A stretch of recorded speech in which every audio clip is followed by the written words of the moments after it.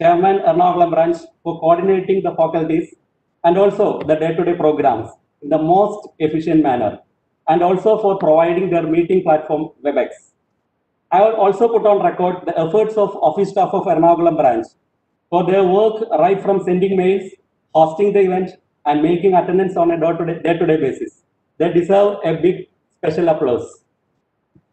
The biggest positive that I see from Navaratna is the cohesion and togetherness of V9. Now, V9 interact very frequently for every issue. For example, now the exams are going on and all the chairmen are having a challenging time. But all the issues are being shared, discussed, and solved in our common platform. In fact, we started interacting right from the days of lockdown, finding common solutions, and of course, with the guidance of Joman sir and Babu sir. I expect the system, including Navaratna, would be continued in the coming years by our successors. Also, I feel that the pandemic corona has some positive impacts as well. Otherwise, you would not have thought of an event with 20 CPE credits spanning for 9 days and with an attendance of 600 to 700 on each day. I believe even the concept of virtual seminars would not have gained momentum otherwise. The virtual meetings have made our professional life less expensive and more productive in terms of both monetary value as well as time value. The topic today is efficacy and efficiency in office management, which as such cannot be termed as a technical topic, but it is the most relevant one as a CA office has changed a lot over the last decade. With the technology overtaking everything, and again thanks to Corona, the work culture is changing quite rapidly. Many of our staffs and articles have now started working from home, but we face a lot of challenges. Many senior members are, and even middle-aged CAs are finding it difficult to cope up with the technological changes. Now, let me move on to my duty. Today's session is being chaired by none other than CA Venugopal C. Govind, one of the most respected CAs from Kerala. We always love to attend a seminar if we notice the 3 letters VCG in the speaker's list. Last February, I remember, he was here in Thrissur to deliver a keynote address at TMA just before the lockdown as part of the budget discussion. And that was a thought-provoking speech indeed. On behalf of all the 9 branches and all the members logged in today, I welcome you, sir. Thank you. Thank you. Thank you so much. Today's speaker is CA K. Rakhu, the past president of ICAI. He became president of ICAI at a very young age, and he is one of the persons who adopted to and well versed with technology. He is an expert advisor on startups, and he is the right person for today's topic. I welcome you, sir, to this webinar. Our Central Council member, Babu sir, who completed Silver Jubilee of selfless service to the profession, is still very dynamic and helpful to all of us. All the Kerala branches are united under his umbrella. On behalf of all the members, I welcome the conference chairman, CA Babu Abraham Kallivayalil, to the meeting. Welcome you, sir. Joman sir is one amongst us. A person who updates his knowledge really well, and whenever I speak about him, I would always repeat about his enviable command over language. A good speaker would always be a good communicator. I also inform you that he has very recently started using WhatsApp only to communicate with us in a better way. I welcome conference convener and our ex-officio member and our future expectation in the apex body, CA Joman K. George, to the webinar. Thank you, Anup. Thank you so much. I welcome our senior member, CA Jose Potakaran, whose golden jubilee year in profession we just celebrated in the most befitting manner in the last February. I welcome you, sir. I welcome all the chairmen from south to north, CA Anil, CA Dilip, CA Rajneesh in the absence of CA Abbas, CA Harikrishnan, CA Roy, CA Vimal, CA Dawood, and CA Jayaprakash. And my committee members, CA Shilpa, CA Aryan, CA Ajit, CA Jean Paul, CA Anup Francis, and CA PG Satish. I welcome all the MC members of Navaratna branches. I also offer a warm welcome to all the members who logged in today. Now over to you, Babu sir, for your initial remarks. Honorable past President of the Institute of Chartered Accountants of India, and more than that, my good friend, my friend and guide and philosopher in the council. When I ended the council, he taught me the baby steps in how to effectively function as a council member. And in fact, after exiting the council, also Raghu sir has been a strong source of support for me in all my matters. I can, as far as my council matters is concerned, I can confidently say that he is my mentor. And with very few, I can claim that I have elected a president with my vote in CAK Reku. Therefore, I'm extremely glad that CAK Rekuji has joined us on the efficiency and efficacy of office management. Probably, I feel that we would not have been able to find a better speaker, better chairman than him, because he himself is a role model for the success in the effectiveness and efficacy of his office. With his ardent activities with the institute, he was forced to come out of his partnership, and he started on his own because his most of the time was going to the institute activities, and he was not able to do justice to the partnership. But believe me, today he is 10 times bigger than his erstwhile partnership firm. Therefore, I think that demonstrates his capabilities on this subject. And doyen of the profession, and I think Guru for all of us in Kerala, C.A. Venugopal Govind sir, I think without him, without taking his advice, I think nothing happens in Kerala branches, especially at Ernakulam. And very glad that sir has taken the responsibility to chair this session along with the eminent speaker C.A. Reku sir, and my eminent predecessor in the Apex Council, C.A. Jose Kottakaran sir from Trichy, my colleague in the Regional Council, C.A. Jomonke George, other chairman of the 9 branches of the institute, who was responsible for organizing this Navaratna conference in an extremely successful way. I think participation for this in this conference as on an average, it is between 600 to 700. Therefore, that shows the capability of the chairman of the branches in roping the members for this learning program. I'm sure that success of a professional practice depends on the efficiency of one's office. Efficiency and the effectiveness, which are key words in management, are achieved only through proper planning and control of activities, reduction of office overheads, coordination of all activities of one's office. An office without an organization is unthinkable. Office management is needed in all organizations. Organizations are consistently striving for better results, influence, and competitive advantage. Efficacy is getting things done. It is the ability to produce a desired amount of the desired effect or success in achieving a given goal. Efficiency is doing things in the most economical way, and that too on a timely basis, ensuring quality. We are all in a service industry, and I think timely and quality service is the essence of our practice. If we are able to ensure that, I think our job becomes, or our practice becomes easy and successful.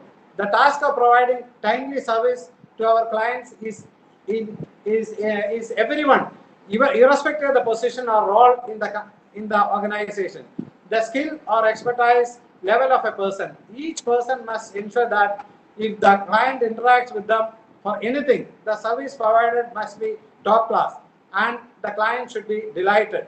Timely service to our clients is an essential part of customer service and is one of the aspects that help to forge a strong bond between you and your clients, leading to success. Client relationship is yet another important factor. Strong and effective client relationships are the backbone of a successful accounting firm. Increased competition demands that firms maintain and enhance client relationship. Communication is the bedrock of relationship management. It is a culmination of professional knowledge, efforts, and training and practice. Billing. I think this is one area I think chartered accountants has to be more. My practical experiences.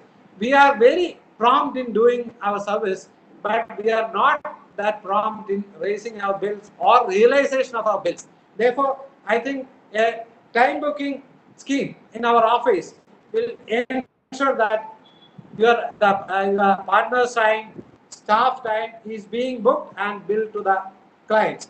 And HR team should develop and implement recruiting plans and strategies designed to our office, even if it is a small office.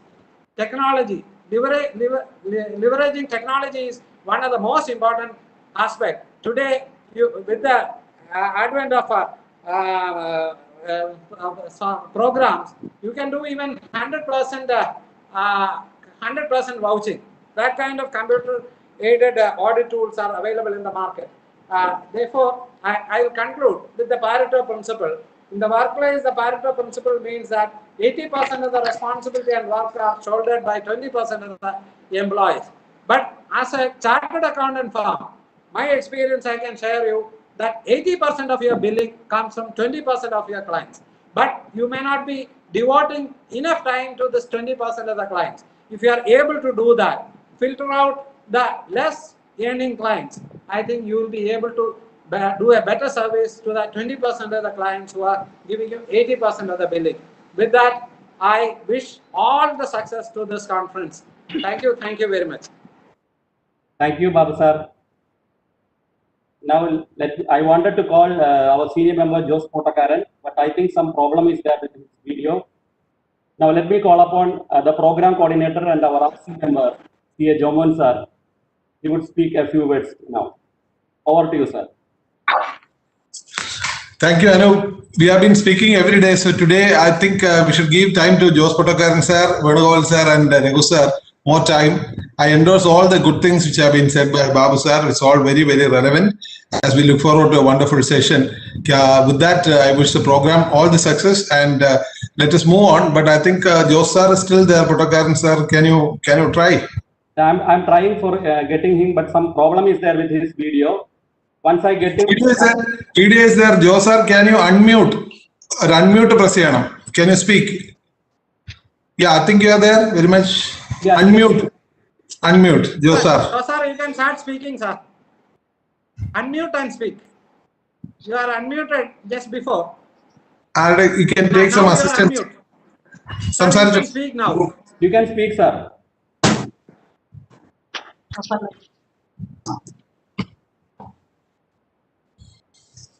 Honorable past president of our institute, Raghu sir, our beloved and respected Chair Venugopal sir,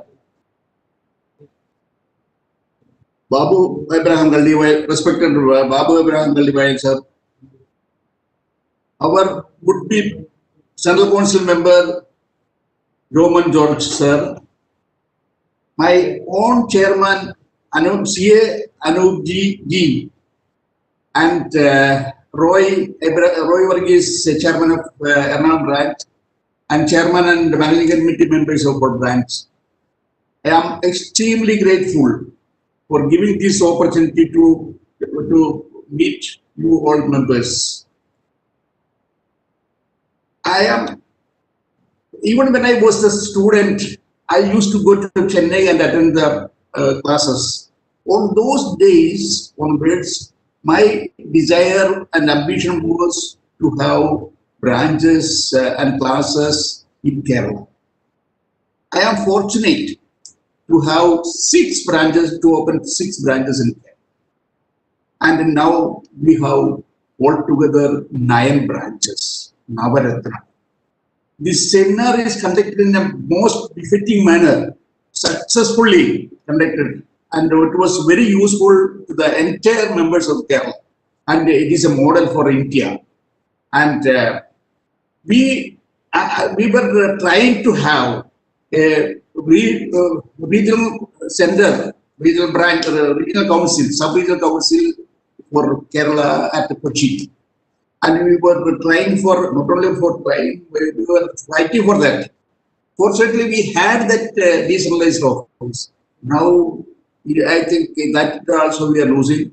I request all members, and especially Babu Graham Kaliwal, Joman George, and our chairman of the branches to persuade the institute to have a sub-regional council for Kerala to protect the best interests of the profession in Kerala. I am not taking much time for it. I am extremely thankful for your giving me this golden opportunity to address this audience gathering. Thank you. Thank you very much. Thank you, Joe sir. You are always an inspiration to all of us. Thank you for your kind words, sir.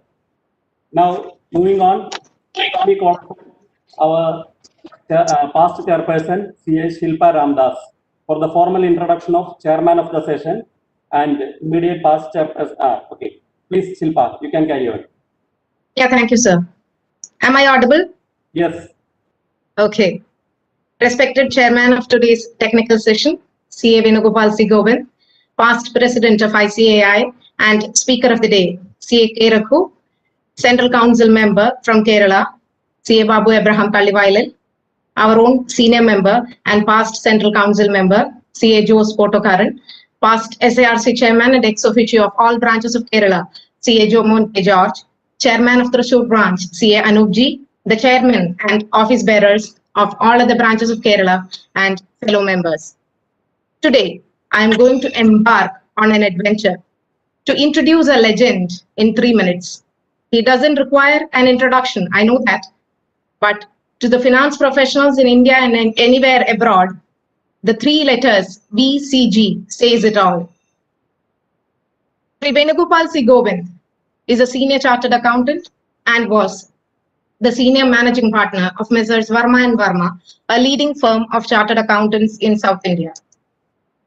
He has served as director on the boards of several foreign, public and private sector companies in India. He has been advisor and consultant to several large infrastructural and healthcare projects and industrial companies in South India. He is on the board of governors and academic councils of various professional colleges and management institutes in India and has been visiting professor in management of various universities in India and abroad. He has served as president of Cochin Chamber of Commerce and Industry, chairman of All India Manufacturers Organization, Kerala, chairman of South India Council of Indo-American Chamber of Commerce, and chairman of Western India Shippers Association. He has served in several expert committees on industry, finance, economic development, and taxation of Government of Kerala. He is the chairman of Bharatiya Vidya Bhavan Kochi Kendra and trustee of Chinmaya Educational and Cultural Trust, Greater Cochin. He was awarded the Millennium Management Leadership Award by the Kerala Management Association for his significant contribution to business, industry, and management in Kerala. On the social front, he was District Governor of Rotary International, South India. With these few words, let me introduce the doyen of our profession and the chairman of today's technical session, C.A. Venugopal C. Govind, to this August gathering. Thank you. Over to you, sir. Thank you, Shilpa. Thank you so much, Shilpa. Your words are music to me. As a Ramdas doctor, you are very, very special to me. Okay. Our most eminent, distinguished past president of the Institute, honorable member of the Central Council, Babu, distinguished past chairman of the Southern India Regional Council, Jomon, and my Priya Shishya, as he is always, eminent past council member, Central Council member, and my long-term friend. It was a young crop of new generation leaders of the profession. Chairman of the Thrissur branch, Anup, chairman of my own branch, Vimal Venu, and all the other chairmen of the various branches in Kerala, committee members, chartered accountants and friends. What a delight to me this afternoon to be with you all. Comfortable seeing you all in this virtual mode. Whenever I take the mic or a podium and seeing you all, that is the matter of instant inspiration for me that used to keep me going on and on. Now I'm confined to my own room and talk to you all without seeing your faces. It's not a matter of inspiration at all. That is the order of the day, and let's hope better times will sooner or later come in. I must congratulate organizers, all of them, of our branches in Kerala, who have collectively organized this Navaratna conference. Beautiful idea, especially during this pandemic time, most difficult time, and how beautifully this conference has been going on in the last few years. I have been all the speakers you have chosen, all 9 of them, are also Navaratnas. It's very high of your organizational planning and your skill. I must congratulate you most heartily, every one of you, for your dedication and your commitment to the cause of our profession. The topic you have chosen is very, very current, absolutely important in today's world, no doubt. I must have possibly more than 400 conferences and seminars all over India, but I haven't yet talked on a subject of this dimension: office management, professional office management.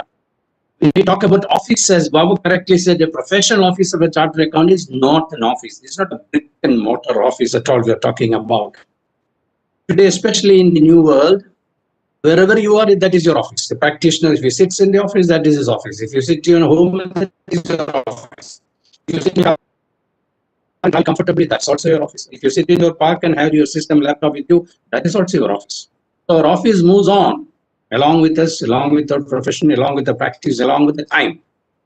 But wherever it is, office has its own meaning, deep meaning, and its value and its purpose is defined undoubtedly. A professional office of a person or a professional office management is so integral to the practice management itself. So therefore, talking about professional office management, it is also a technical subject because it requires a lot of technical input of the technical aspects of a professional office along with the administrative offices. The point here is that, you see, every professional goes to different things. Some of us past 50 years, 54 years. In practice, I could say that all of us, all of you also will go through 4 or 5 stages of professional evolution or professional growth, as we call it. The first phase itself is what you see is the study, the learning part, learning and absorption part, induction into the profession. It could be 5 years, it could be possibly 10 years, depending upon your profession, your faculty, your competence. The next stage, you go on slowly gaining confidence in the profession, emerging as a successful profession, and slowly and steadily getting yourself accepted as a professional. That phase goes on to the next stage of achieving success. You climb the ladder step by step. Maybe when you are in your late 30s and your late 40s, the real climbing into the professional successful chamber, starts, and in another maybe 5, 10, 15 years, you grow some highly successful practitioner and you establish yourself as a practitioner. And then comes the last and final phase as you add on to your image, professional expertise, professional knowledge, professional acumen. You go on further and further up the ladder in the profession, you gain acceptance. From the image, you go to reputation. From reputation, you go to goodwill. Standing professionals, highest, highly respected professionals in any part, in any profession. Reach Salve, for example. We all started, he may be 5, 6 years junior to me. Those days when he was a chartered accountant practice, at least half a dozen seminars he addressed. I was Chinese of the emerging his father, N.K.P. Salve. He had chaired my session in one of the All India conferences in Chennai. In 1977, I still remember, P.S. Gopalakrishnan was a paper writer and I was a rapporteur. Now,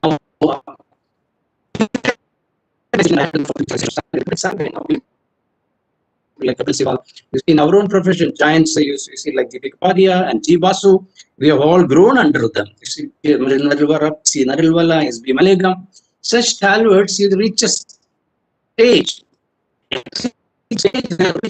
professional eminence process.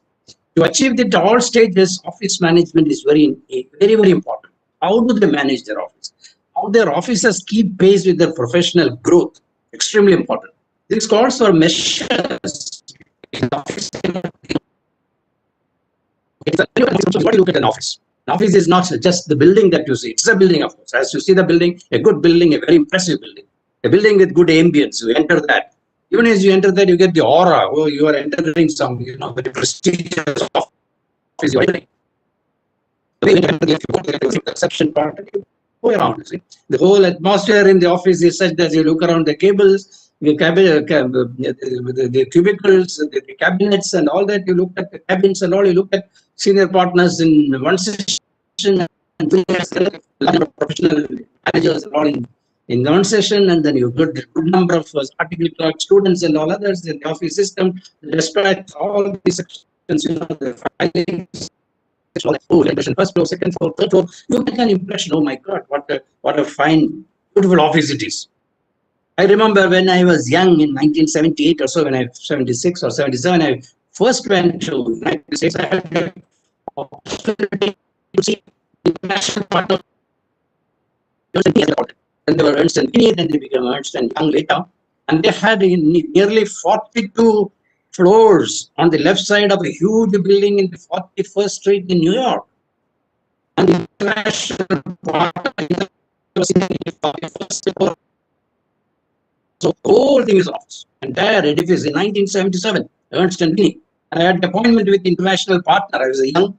I must have been 34, 35. He gave me a time 11:40. 11:38, I was let into the chamber. And for him, 11:40 or meeting starts.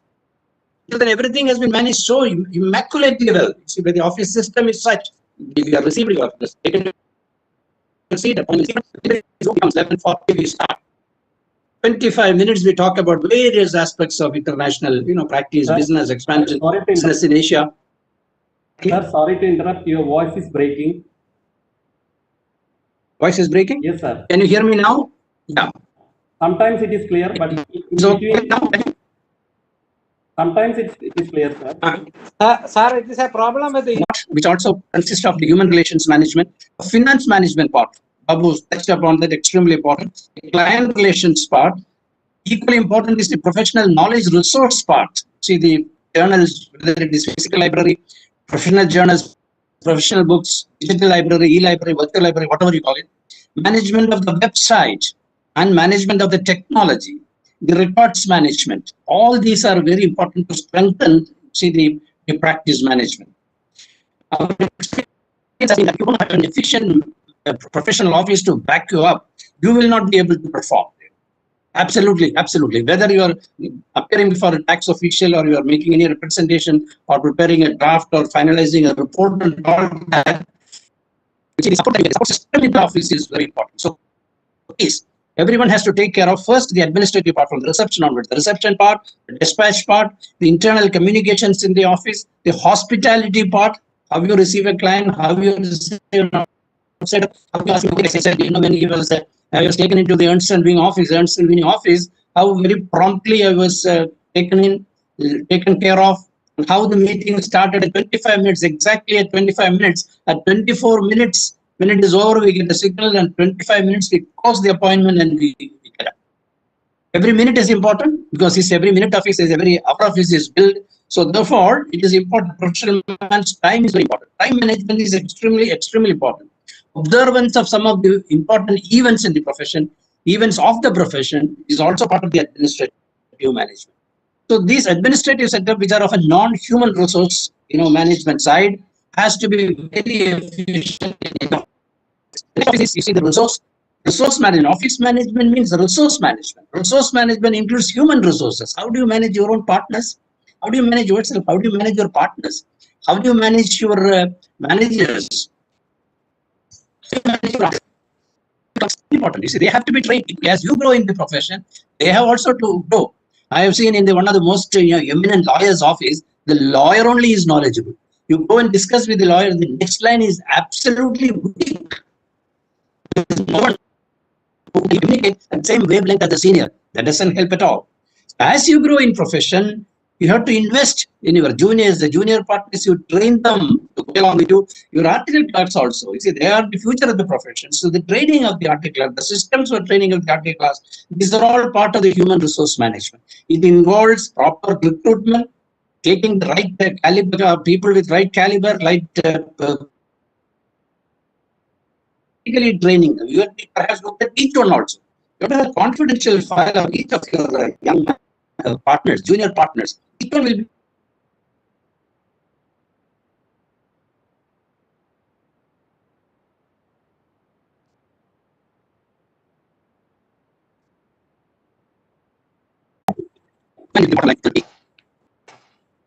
or say that at least 5 years from now, the top line, our gross receipts, the top line will be our bottom line in 5 years from now.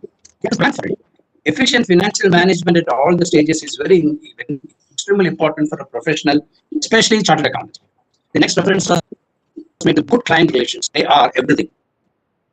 Client relations, the practitioner alone cannot maintain. The office has to do a lot of work. From the time the client enters the office, the client gives a call, his call is received, he has to be, called back. He needs an appointment, and he said certain dates and time, work has to be done in a particular phase of time, in a particular span of time, it has to be done. In all this, I have experienced that the office plays a huge role, and an efficient office, an efficient secretary in the office, that will play a very important role in coordinating the relationship of the clients with you. So maintaining the client's relationship, building on the clients is very important. I may not fully accept what he says that you concentrate more on the 20% client or 80% client. My experience, the smallest clients was there when you started. This is very important for you, extremely important for you. But you have got to manage your time. You don't have to give as much time that you have been giving in the past. Your youngsters can give, your juniors can give, but all the clients are very important for you, irrespective of their size, or irrespective of the fees that you give. But you should know how to, keep the client very happy on that. And importantly, actions are very important. Experience is that if you are very, very competent and capable, even in the most expensive office, it should be possible for you to net at least 50% of your gross income as operating profit. It is possible if you have a proper budgeting system and budget control system. That is very important. But that could be obtained only if you bill on time. Billing on time is very important. Billing for the work done is very important. You give a whole lot of services and you only bill some of them. And you don't you can get a backstory from you, or statutory from you, he takes your time and he gets all kinds of advice from you. You are entitled to billing, but you must have the relationship to bill. You must talk to him and bill him properly. Every client must be, especially who are well-to-do, must bill properly. 15 days of completion of the work. That is the best office management. Within 15 days of completion of the work, the billing must be done, and within 30 days of the billing, the money must be collected. At the end of every month, you should not have more than 1 month's outstanding. This is very important. You won't have got so many books of outstanding and write-off and all that is absolutely in the future. Of course, write-off has to be done if there are client failures who are unable to. That's not the case that in a routine basis you go on not able to collect and all that. So billing collections are very important. Receivables management is also extremely important.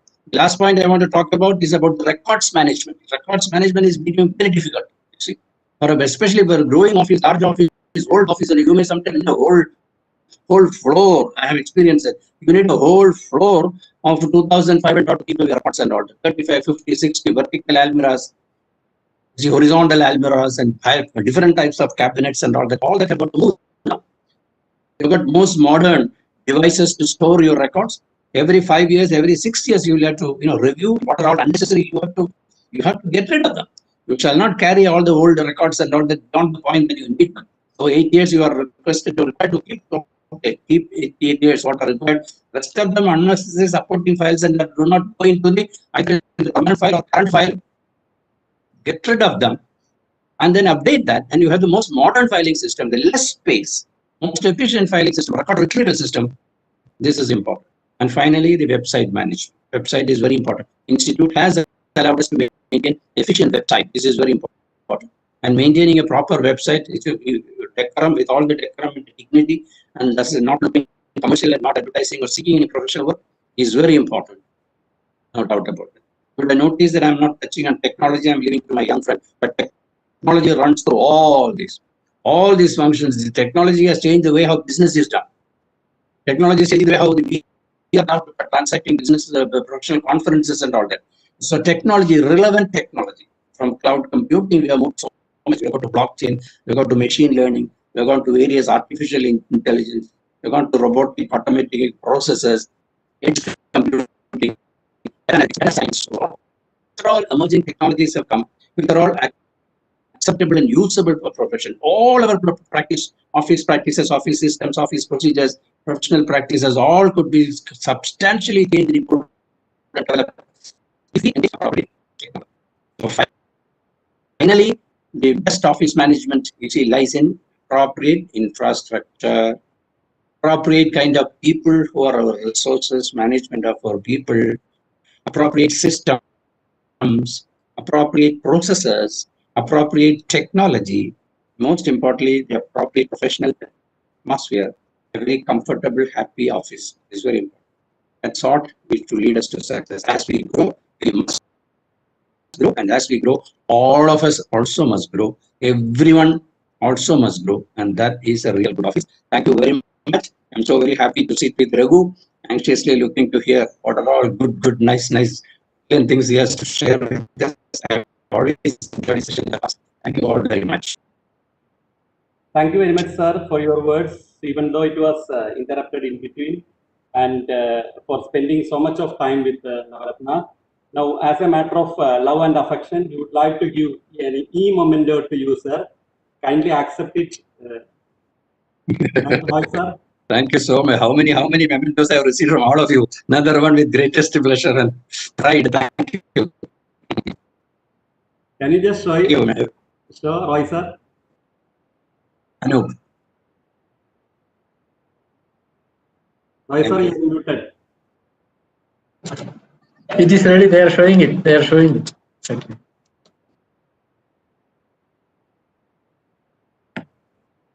Thank you.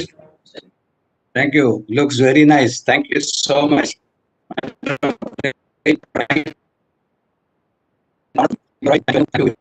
All of you. Babu, Doman, all of you. Big thanks. Thank you, sir. Now, let me once again call upon CA Shilpa to introduce the speaker of the day, CA Rekhu. Over to you, Shilpa. Yes, sir.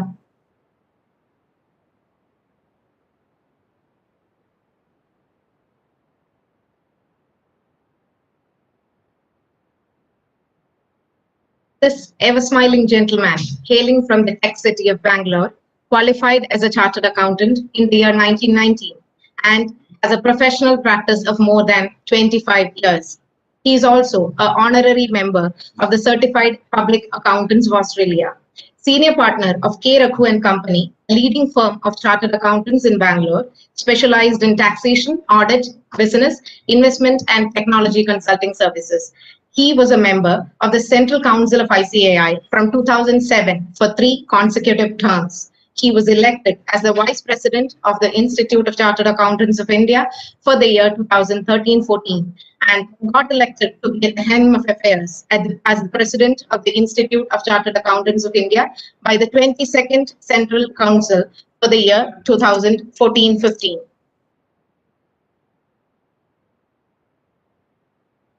During the year 2014-15, he held the following positions internationally. He was the technical advisor on the board of International Federation of Accountants, New York. He was a member on the board of Confederation of Asia Pacific Accountants. He was the chairman of the Committee on Education, Training and CPD of South Asian Federation of Accountants, SAFA, member of South Asian Federation of Accountants Assembly, member of Membership Development Committee of XBRL International, and mentor New York chapter of Institute of Chartered Accountants of India.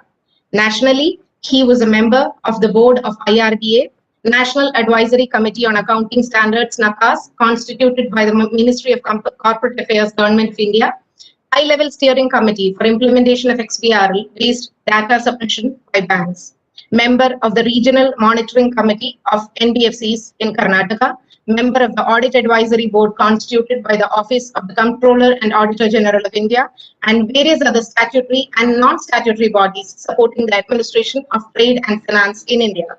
He went on to hold the following prestigious positions. He was the former director on board of the Indian Overseas Bank, nominated by the Ministry of Finance as an independent director, former board member of the International Federation of Accountants, New York.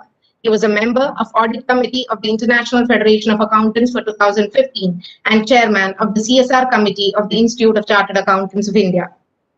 As all of us know, Bangalore has been the startup capital of India and has many successful startups. Our past president, CA Raghu, has been instrumental in identifying the startups in Bangalore, in developing business plans so that they can raise funds and scale up their activities, assisting startups to set up with regulatory approvals and also assisting them in their compliances under various statutes. He had been a speaker on the topic, funding of startups in India, at various national seminars conducted by ICAI and participated in various panel discussions on the future of startups in India, conducted by various trade bodies and other professional organizations. He ably assisted various startups in negotiating with venture capital funds, HNIs, foreign institutional investors, and other domestic funds to help them raise funds. With these few words, I present before you the speaker of the day, our past president of ICAI, CA Raghu. Over to you, sir. Sir, you are muted. Thank you, Shilpa, for a very nice introduction. Am I audible to all the participants? Yes, sir. I deem it a great honor and privilege for three reasons. Number one, all the 9 branches of Kerala have come together and they're conducting a webinar. I think this is the first time, I think post-COVID, all the branches of Kerala have come together and doing this webinar. My compliments to all the chairmen of the 9 branches of Kerala, especially to Mr. Anup, who is hosting this event. And also about 548 chartered accountants are viewing this webinar on a Monday afternoon. I wish to compliment each one of you for having taken so much of interest to join us on a webinar. And I'm sure it will be a great opportunity for me to share some of my insights, some of my global experiences with all of you, so that each one of us watching this webinar, at the end of the webinar, we're able to take home some insights that will help us to grow our practice. Friends, having said this, I'm extremely fortunate that Mr. Venugopal C. Govind, one of the most popular and senior members in the state of Kerala, has, was the chairman of the session. His opening remarks were excellent, and out of his rich experience being in the profession and the kind of name what Mr. Venugopal C. Govind has created for himself among the profession, we're all very fortunate to have a very senior person to guide us, to also share his experiences with all of us, so that each one of us are extremely successful in our office and we are able to take the profession to the next stage. Thank you, Sri Venugopal C. Govind, for all your words of wisdom. And I'm sure all the members have been immensely benefited, even though there was a technical issue. We were not able to listen to you sometime, but by and large, we were able to get the message from you very clearly. Thank you very much. Friends, I'm also fortunate for the third reason that 2 of my good friends, Babu Abraham, who I had the opportunity of working with him in the Central Council, is there with us on this webinar, and he has contributed so much to the state of Kerala. I still remember when I was the president of the Institute of Chartered Accountants of India, Mr. Babu Abraham was always supporting me in the examination committee. He tried to do a lot of work for the branches in Kerala, setting up computer centers, setting up reading halls, inaugurating, setting up new branches. And I still remember laying the foundation stone for, one particular branch in Kerala. And also we inaugurated another branch also in Kerala. And Babu has always been working for the welfare of members in Kerala for past so many years.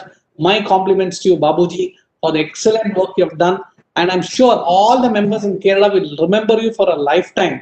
The profession will remember you for a lifetime for the kind of contribution what you have made, not only to Kerala, but for the entire country. And what is special about Babu is that Babu is a very simple and humble person. He is liked by everyone. Every council member, likes to speak to Babu, likes to spend time with him.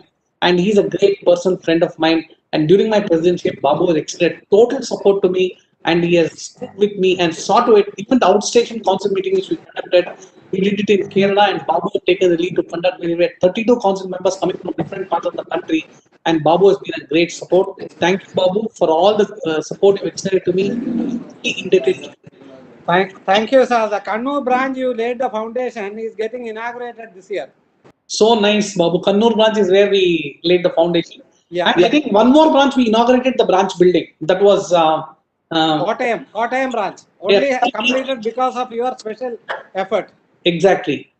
And then and you have been part of that inaugural ceremony where Chief Minister was the chief guest. Very true, very true. And I still remember the big elephant that had come for the function, and that is still clear in my memory. You know, the elephant welcoming me, and I was entering the branch premises. Thanks to you, because whenever I come to Kerala, no, we see certain things which we don't see in other parts of the country. And always my visits to Kerala has been exciting. I visited all the branches in Kerala. All the branches, I think I visited many number of times, and I know most of the members in Kerala personally. Again, another rising star is Mr. Joman George, who was the chairman last year. We all saw in the Lulu Convention Center in Cochin the grand international the regional conference which Mr. Joman conducted, more than 3,500 members. I think that speaks volumes about Joman's capability. He contributed a lot to the profession in the regional council. We expect a lot from him way forward. Once Babu finishes his term in the council, yes, the next star would be Mr. Joman. And we are very confident that with Joman's dynamism, we will see a lot more activities taking place in Kerala. And Kerala is one state where the members of our profession are committed for professional development. They're committed for continuing professional education. They're open for new ideas. They're out-of-the-box thinkers. And when you go to the Gulf region, we can see the success stories of all these Keralites who are from different parts of Kerala. They're in Kuwait, Abu Dhabi, Muscat, Dubai, and they're doing extremely well. That shows the commitment of our members. That shows the interest they have in the profession. My compliments to all the members in Kerala for the kind of good name they brought to the profession. And when I met the CFO of a telecom company in Dubai, Etisalat, he told me, Mr. Raghu, we have maximum number of CAs from India, and out of the chartered accountants in India, the maximum number are from Kerala. So my compliments to all the members in Kerala who are watching this webinar, and I'm sure each one of you will play a very big role in contributing to the growth and development of this great nation. Jose Potakan sir, we were not able to see you live, but yes, we all know your contribution, your love and affection for us, and I'm very happy to have seen you virtually, getting connected to you virtually today. Friends, having said all this, I would straight away go to my presentation because many members are keen to grow their practice. Many members are keen to bring about efficiency in their, work. And as a result of which, I feel it's essential for us to understand how each one of us, most of us are practitioners, how each one of us can improve the efficiency in our office, how we can be more effective to our clients. So I've made a small presentation which I'm sure will be very relevant to all of us. I would just begin with the current scenario. What is the impact of COVID on the profession? I'm sure all of you would agree with me. The pandemic impacted each one of us, impacted the entire country, impacted all sectors of the economy, and as a result of which, even our profession got impacted. But nevertheless, the silver lining is that in every crisis there lies an opportunity, and I personally believe that we as chartered accountant should see this crisis and see what is the opportunity for each one of us viewing this webinar. Friends, various sectors of the economy has crippled. The trade impact of the coronavirus for India is estimated at $348 million US, and today world economy is the powerful economy like United States of America is having problems of unemployment. We are seeing it in the newspapers, we are seeing it in the TV channels, how unemployment is increasing. And majority of the countries with a second wave of COVID is in the brink of recession. So we are in a scenario where we are operating in a scenario where the entire world has been impacted by COVID. Certain parts of the country are also impacted. Let us say in India, places like Delhi, Gujarat, Maharashtra, Madhya Pradesh are all impacted. I'm sure the second wave is still yet to come to other parts of the country. We wish and pray God that COVID gets out of our thing as early as possible. So basically what has happened is that there's a huge impact of COVID-19 in almost all sectors of the economy. I've just given you the various sectors like airlines, auto industry, to what extent it has been impacted. And this gives you an idea that how badly the various sectors like textiles, freight and logistics, metals and mining are all being impacted.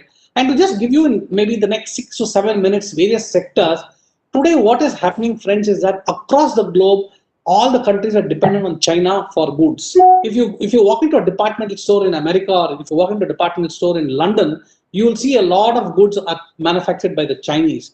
But nevertheless, we found that China dominated almost 28% of the world's global manufacturing output. But with the COVID disruption, the question is, will India be the favored destination? Yes, India would be the favored destination, but countries like Vietnam, Indonesia, Cambodia, and Singapore will also benefit from the disruption. I can only say that government of India should create a proper manufacturing ecosystem so that the entire manufacturing sector in the country, goes to the next stage. I see post-COVID, the manufacturing sector will be the sunrise sector. We'll see a lot more traction in the manufacturing sector. And as chartered accountant, is essential for us to, when clients come to you for advice during the post-COVID scenario, when clients come to say that we would like to invest in the manufacturing sector, it is absolutely essential for you as chartered accountants to understand how each of the sector would get impacted by virtue of COVID. IT sector, I am coming from a city like Bangalore. Bangalore, we have the software majors like Wipro, Infosys, TCS. And it is said that the industry's revenue is about 191 billion US dollars in the financial year 31st March 20.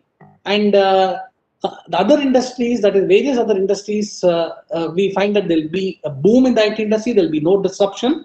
And this is one industry which has worked very smartly without the impact of Corona. And they've permitted all the employees to work from home. So as a result of which, we find that the IT sector has not got impacted heavily. Today, most of the companies have declared good results in the first quarter and second quarter. All the employees are working from home, and we find that the IT sector has not been much impacted. Telecommunication sector, voice calls, video calls. Today, we are all on the webinar. 530 people are getting connected to each other on the webinar. A lot of telecom bandwidth is being used. So as a result of which, we find that telecommunication sector is growing fast. We have so many new companies coming, like Reliance coming in, giving a lot of tariff plans which are very, very affordable. And today we find that telecoms companies are doing extremely well, generating good kind of revenues. Healthcare would be one sector which is during post-COVID would have the maximum benefit. Whether it is hospitals, manufacturers of medical equipment, diagnostic centers, pharmaceutical companies, I think healthcare sector is poised to grow, and it's created a very big strain on the health resources across the globe. And one thing we can say is that even in the developed nations, the weakness in the healthcare system has been exposed. Even in USA, Italy, and Spain, we have seen the weakness in the healthcare infrastructure. We thought only in India healthcare infrastructure is good, but the COVID has proved that even in some of the big nations, healthcare has been impacted. So basically, friends, what is happening is a new normal is online consultations have increased. There has been a dramatic rise in the online sales of immunity-related products like masks, sanitizers, and Indian pharma would be the biggest beneficiary due to the COVID. And as chartered accountants, it is essential for us to know the impact each of the sectors would have, because you will have clients making new investments, you will have clients coming to you to help them to raise funds, you will have clients asking for your advice. And as chartered accountants, it is absolutely essential for you to be current on the developments taking place as far as COVID is concerned. And you should be in a position to guide them effectively so that they are able to take the right decisions. Friends, healthcare is one sector that's going very fast. Education. What about education? Today, virtual classes have become a new normal. And today, Zoom, WebEx, Google Meet, Microsoft Teams are being used. There's an exponential demand for smartphones. Even in villages, we find that the students are using smartphones and laptops for virtual classes. So education sector also is doing well. Entertainment sector has been worst impacted, but nevertheless, OTT platforms have witnessed a spike in users. And we find that the drastic change that has taken place, and this itself, we can say that has led to a lot of disruption. So I'm sure you'll have a lot of clients in the entertainment industry, and you should be aware as to what kind of impact COVID has created for the entertainment industry. And this impact of the entertainment industry would be definitely in the short run. But if for some reason we have a second spike of COVID, then definitely this will continue. So what is happening, friends, is that different sectors of the economy are getting impacted. Tourism is impacted. Even hotels are impacted. Infrastructure sector is impacted. So as chartered accountants, when we are offering services to our clients, if we want to be efficient in providing the right kind of, because the topic given to me is how we could be efficient in office management and how we can be efficient to our clients, it is essential for us to have a complete knowledge of how COVID would impact different sectors of the economy. So whichever sector your client is operating, you should be in a position to confidently guide him and tell him that this is what is happening. You be careful. This is the investments you should make. These are the risks that are there. So you are in a position to handle them well. Friend, coming to the current scenario, what is happening is that internet has become all invasive.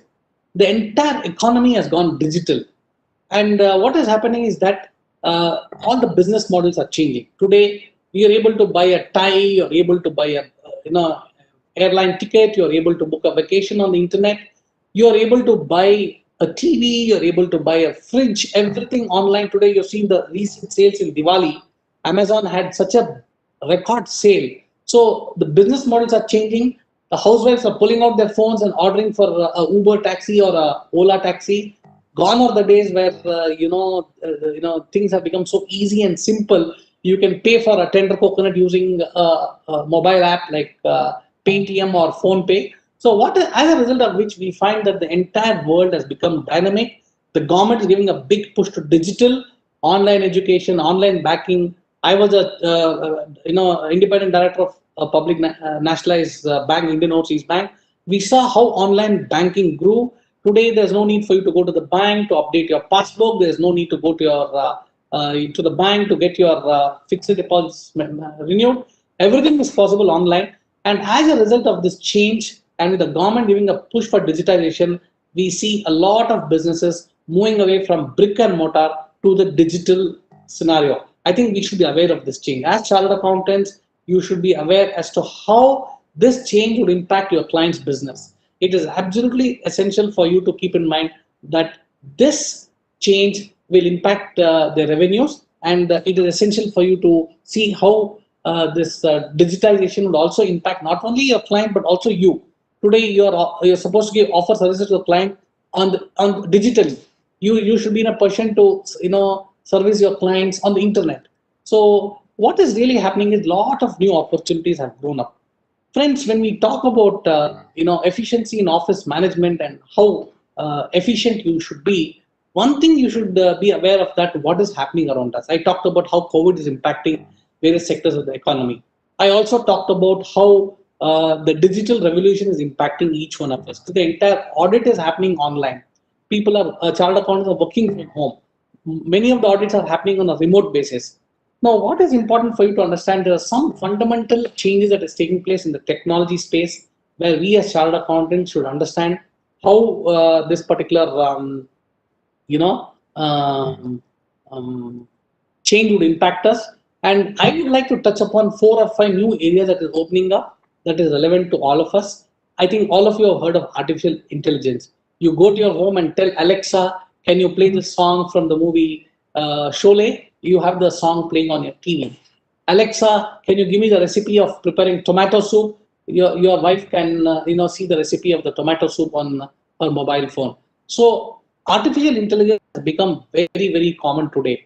It is being used in various applications, and I believe that our profession also would be impacted by artificial intelligence. The Institute of Chartered Accountants of India has come out with some courses as to how AI can be used by chartered accountants. And the biggest beneficiary of AI would be the CA profession, because what would happen is a lot of tax utilities would come with AI. Let us say you want to know the latest Supreme Court decisions on Section 43 of the Income Tax Act. You just need to speak to the computer, and the computer will give out all the decisions in Section 43B of the Income Tax Act. And let us say you're helping your client, you're helping him in various aspects like monitoring his inventory, analyzing the key market trends, analyzing the accounts receivable. I think what would happen is if you have an AI tool, you'll be able to help the clients to analyze the inventory, analyze the market trends more effectively. So friends, what is very important is things like controlling the cost, things like automation the business process, everything becomes easy with the knowledge of artificial intelligence, and artificial intelligence is bound to boom and our profession will be impacted. Blockchain. The banking sector is the sector that will embrace blockchain. Each one of us watching this webcast should understand how blockchain would help each one of us. The Reserve Bank of India had sent out a letter to all the nationalized banks asking us to see how blockchain could be impacted in the banking sector. What is happening in a blockchain scenario is that all the records are stored in, all the records, the data is stored in blocks and they're connected to each other. And if there is someone hacking your computer, only that particular block, the data in that particular block would get hacked. And today we find that all the transactions have a proper audit trail in the blockchain environment, and the chartered accountant or the auditor will have access to online real-time access to data, as a result of which he can speed up the audit process. So very frankly, what would happen is the banking sector would embrace blockchain in the years to come. I had the opportunity of seeing a presentation in New York in the International Federation of Accountants, how blockchain would impact the audit profession. Let me tell you, friends, the way you conduct audit would undergo rapid change once blockchain becomes a reality. And as I told you, the banking sector would be the first sector to adopt blockchain, and it is essential for us to keep in mind and have more knowledge about how blockchain would impact us. The lot of courses on blockchain, and what is important is attending a seminar on blockchain would not help. You have to deep dive into this topic. You should go and find out how blockchain would help you to get into a lot of newer areas. And in very many developed regions, we find that blockchain has made a big impact. Friends, coming to cloud accounting, today what is happening? All of us are, keeping our data on the cloud. So how can you be more efficient? You can be more efficient by shifting the data to the cloud. Today, what is happening? There's no need for you to invest in big servers in your office. You can move all the data of your clients to the cloud. No need for you to make huge investments in your servers. You can operate from your home, you can operate from your office, you can operate from the airport, and it provides a flexible, on-demand, and dynamically scalable computing infrastructure. So it is gaining acceptance around the world. Most of the companies in India have switched over to the cloud, and I think firms like us, small and medium practitioners like us, as Mr. Venugopal Govind very rightly said, should use technology. And I personally believe that we should shift our data of our clients to the cloud. You can have a private cloud, you can have a public cloud, and COVID has given us an opportunity to invest in technology. One thing I feel, friends, that many of our members don't invest adequately in technology. I think we need to invest in hardware, we need to invest in software, we need to tie up with IT companies, try to see what best softwares are available for use in our offices. So if you are able to migrate your clients' data to the cloud, the biggest advantage is that you can operate from home, you can work from home. Your article clerk can work from home. In the times of pandemic, in our own office, we permitted our staff to work from home. We have a server, and which is all the data is lying on the cloud. So all our team members, since we had lockdown for about 3 occasions, we were able to work from home. We were able to deliver the services. So for this, you need to invest in hardware. You need to invest in software. You need to invest in a good firewall. And with all this, you will be able to access data sitting anywhere. Your clients, your staff, yourself can access to the data of your client. You can work on your tally. You can work on your tax filing software. You can do your you can access the internet. You can access your local files of your clients from your home. Everything is possible using cloud. So my suggestion to each one of you is that when we talk about how efficient we can run our office, there's a need for us to invest or shift our data to the cloud. By shifting our data to the cloud, we can effectively manage the various operations of our office. And today we find that many chartered accountants, small and medium practitioners have moved to the cloud successfully. In a city like Bangalore, whenever I interact with young CAs, and I found that most of them have shifted to the cloud. So it is essential for us to make the right kind of investments so that all of our clients' data is shifted to the cloud.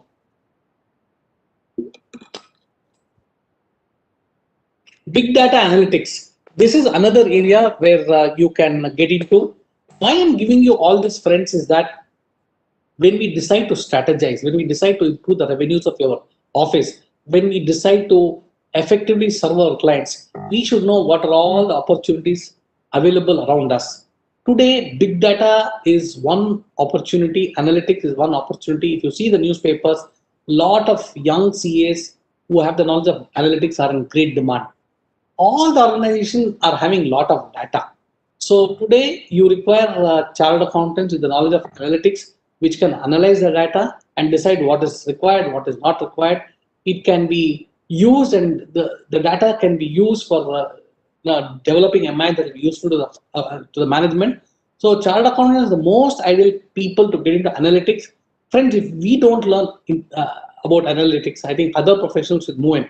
So it provides a lot of new opportunities for growth. And I would request that within your office, you should set up a small vertical of wherein you can get into analytics. Predictive analytics is one area that is gaining ground. You can help your client proactively, tell them that we will, mine your data, try to see how best we can use this data and provide you the information that will be ideal for your decision making. Robotic process automation. What is this? Lot of routine tasks are getting today are being done by you can say automation. Like for example, payroll. Like punching of your sales invoices, purchase invoices, expense invoices of client. Everything is automated. Like how you go to a department, so you buy all the products and you have a scanner, and with a barcode you're able to get the bill. Similarly, you have a accountant who will just take the scanner and put the show it on the barcode on the sales bill. Automatically sales will get punched up. So what will happen is, with robotic process automation, lot of activities in your office gets automated. So it improves quality, it improves scalability, and also it brings about a lot of cost saving. So there's a lot of opportunities for us as finance and accounting professionals to see how robotic process automation can bring about a change. So all audit firms will start using RPA in the years to come. So it is essential for you when you configure your office, when you strategize to get into new areas. RPA could be one area. Friends, coming to IFRS. IFRS today is one big opportunity for each one of us. When we talk about strategizing and making our office more efficient, how we could be more effective to our clients, it is essential for us to know what is happening globally, what is happening in India. And today, with so much of complexities in business, so much of complexities, we are having one set of reporting standards. IFRS is one set of high quality reporting standards that is accepted around the world. It is lucid, principle based, and because today investors are there from almost various parts of the country. Today you have investors in Singapore investing in Indian companies, you have investors in UK investing in Indian companies. So the financial statements of Indian companies should be IFRS compliant. That is the reason why we have adopted Ind AS in the preparation of financial statements. We have just about 6 to 7 differences between Ind AS and IFRS. Maybe in the next 1 or 2 years, even this would undergo a big change, and we'll be completely IFRS compliant. The biggest advantage of having one set of highly global accounting standards is that more investments will come into the country, because as I told you, investors are looking at financial statements that are IFRS compliant, and we have launched certification programs. So what is important, friends, is that you have to improve your skill sets. Only if you're able to improve your skill sets, you can be efficient and deliver quality services to your clients. So this is a big picture. More than 120 countries are requiring the use of IFRS. Today, I see a big opportunity for youngsters, especially if we are planning to get into a new career opportunity. There's plenty of opportunity for them around the world. And once IFRS comes, valuation becomes very, important, because assets and liabilities have to recognize at fair values. And the institute has come out with a valuation standards board. You can take up this course on valuation, and you could be registered as a valuer with this board. And in the IFRS regime, you will be authorized to value the assets and liabilities of a company. And if a company is planning to migrate to IFRS, I think with the knowledge of IFRS, you can help them to convert their financial statements from the Indian GAAP to IFRS. So there's a huge consulting opportunity here. Friends, why I'm trying to give you the various opportunities open to you in big data, in artificial intelligence, in robotic process automation, in IFRS, is that when you're looking at trying to improve the efficiency in your organization, when you're trying to be more effective to your clients, it is essential for you to know what all are opening up. Yes, you're all in traditional practice, including me. Even I am also in traditional practice where we're into audit, taxation, but it's time that we move to new areas. It's time that we take up new verticals, as Mr. Venugopal C. Govind said.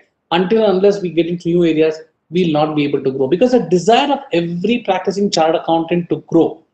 Let us say I'm doing a billing of 1 crore, I'll be very keen to take it to 2 crores. If you're doing a billing of 2 crores, you'll be keen to take it to 3 crores. How do we do it? Whether it's possible for us to take new talent, get into newer areas. Yes, it is possible. And that is what is known as managing your office. Managing your office is not only just delivering services. Managing an office would also involve identifying new opportunities that are there around you.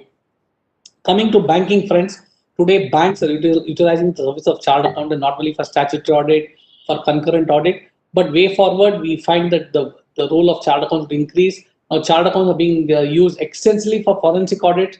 The Reserve Bank of India has made it mandatory for all the banks. For all large size advances, forensic audit is mandatory. There is a high dearth of forensic audit professionals. The IBA and the Reserve Bank of India have created a panel. So in case you have done this forensic course, you can register in the panel and you'll be able to carry forensic audit assignment, because wherever the accounts have gone NPA, forensic auditors have been appointed, and I see a good opportunity for all of us in this particular area.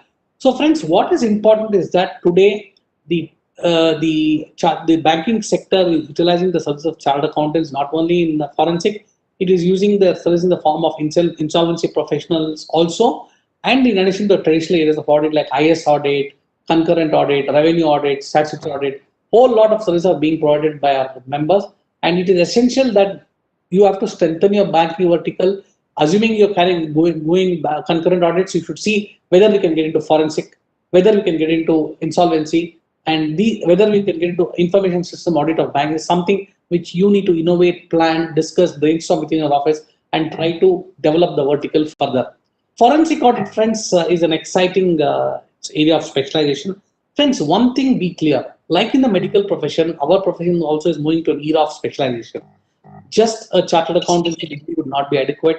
You might have to specialize in IFRS, you might have to specialize in forensic, you might have to specialize in insolvency, you might have to specialize in various new things that are opening up.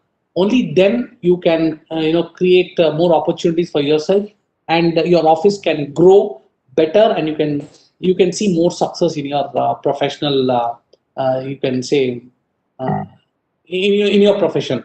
So forensic audit, in fact, I have registered for the forensic course on fraud detection. Even Mr. Babu Abraham has registered. I've done the first portion of the examination. I have to give for my final exam and preparing. Let me tell you, friends, it's really enjoyable. After 30 years of passing CA, I'm now pursuing this forensic audit course, and I find it very interesting, very knowledgeable, and this will help you to sharpen your skill sets. COVID has given me an opportunity to sharpen my skill sets, learn new things, and forensic was the first thing which I did. The first time the lockdown happened, I registered for this forensic course and I completed this particular course. Now I have to just give my final examination. So what is happening, friends? The frauds are increasing. Frauds in the banking sector, frauds in the corporates are increasing. So all the regulators like RBI, SEBI, Ministry of Corporate wants chartered accountants with the knowledge of forensic audit to investigate these frauds. So as a result of which, I see a big opportunity for each one of us. So if there's one fraud specialist in your office, you can generate a lot of additional revenue for you. It could be a revenue by itself. Forensic audit can be a vertical itself in your office. Why I'm trying to highlight to you all the opportunities available, friends, that you can pick and choose what you require. It is not possible for you to get into forensic. It's not IT. You need to choose what is ideal for you, where you have the passion, where you have the interest. You can pick up and choose that. Technology consulting and cyber attacks. Cyber attacks is increasing every day. Today, what is happening is debit card frauds, credit card frauds, and then internet frauds are all increasing. And all the e-commerce and online payment companies, retail companies, media, insurance are all impacted by cyber attack. So who's the most ideal person to prevent cyber attack? It's the chartered accountant. If you're good at cyber services, if you're good at cyber strategy and management, you're good at cyber intelligence analytics, I think you can make a big difference. Friends, let me tell you, our profession is yet to gear up for all these new areas of opening up for the profession. If someone says, Mr. Raghu, can you recommend a good chartered accountant in Cochin who can provide cyber risk services? I'll have to really struggle. But if someone asks me, can you recommend a good CA who can do statutory audit, I'll be able to give out 100 names. But when they ask me, can you give me a good chartered accountant in Cochin who can do cyber risk services or who can do cyber intelligence, cyber analytics, I'll have to think so much to find someone. So what I mean to say is that technology consultings like cyber risk services and all is increasing because of the increase in cyber frauds. Fintech, financial services and technology marrying together. Today, digital currency and e-wallets have become very common. You're able to trade on your mobile phone, on your Zerodha account. You can buy and sell shares. You can do your stock market trading. You can buy insurance products. You can do portfolio management. Everything is possible on your apps. Today, you can see a lot of financial applications are developed by fintech companies. And as chartered accountants, you're the most ideal persons, or we are the most ideal people to generate or help in developing this fintech apps. So the fintech sector has opened up a lot of opportunities in a city like Bangalore. There's so many startups in the financial service and technology space where chartered accountants are providing a lot of services. So if you want to specialize in fintech, yes, you can specialize in fintech and offer your services to various clients in the fintech sector, because chartered accountants are the most ideally suited to provide services in the fintech space. So friends, what is happening is we are in the midst of a disruption. There's a disruption that has taken place in the profession. Every sector gets disrupted. So now we are in the midst of a disruption. We should accept this. We cannot say, no, sir, I do not have the knowledge of IS audit. I do not have the knowledge of insolvency. I do not have the knowledge of valuation. I want to do traditional audit, tax audit, bank audit, concurrent, all that is gone. Yes, today, when I joined my CA in the year 87, I remember 90 I qualified. We used to spend almost half day in the income tax department after we qualified. But today, hardly we go to the income tax department. All your GST returns are automated. All your income tax returns are electronic filed. So there's a shift that has taken place. Today, a lot of clients used to come to your office to consult you. Sorry to interrupt. Yeah, is it audible? Sir, sorry to interrupt. Your voice it is getting disturbed in between, sir. Okay. 1 second. I just find out why. No. I think I am able to hear him properly without, Because you use the word disruption. The disruption set in. No, you are on. No, you have to unmute, Raghu. You have to unmute. You have to unmute, Raghu.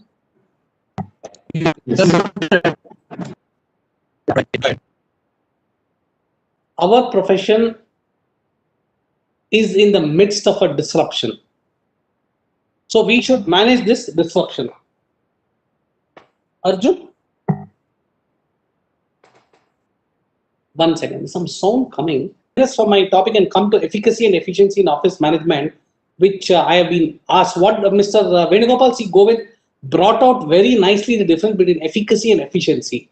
See, friends, everyone wants to be, he should have the ability to get things in a desired fashion to achieve the given goal. That's what is efficacy. If you see the dictionary meaning of efficacy, you should have the ability to get the things in a desired fashion to achieve the given goal. Let us say a client comes to you and he wants you to take up, a particular assignment, a forensic audit assignment. You should have the ability to see that your organization is able to perform a forensic audit effectively. Let us say a client comes to you for, let us say, let us say you're appointed by a bank. Someone is coming. Let us say a bank appoints you as an insolvency professional. You should have the ability to deliver what is expected by the bank. So what is very important, friends, is that you need to be efficient. For you to be efficient, you should have the ability to deliver what is required. And efficiency, ability to obtain best possible result by utilizing time, resources, and labor. So you should be able to deliver the service to the client at an optimum cost, at the right time frame, and ensure that you are delivering the service to the satisfaction of the client. So if your office should be efficient, you should be able to deliver high quality service to the client, whether he is in Cochin or whether he is abroad. Okay. So basically what is happening is that basically what is happening is that we find that lot of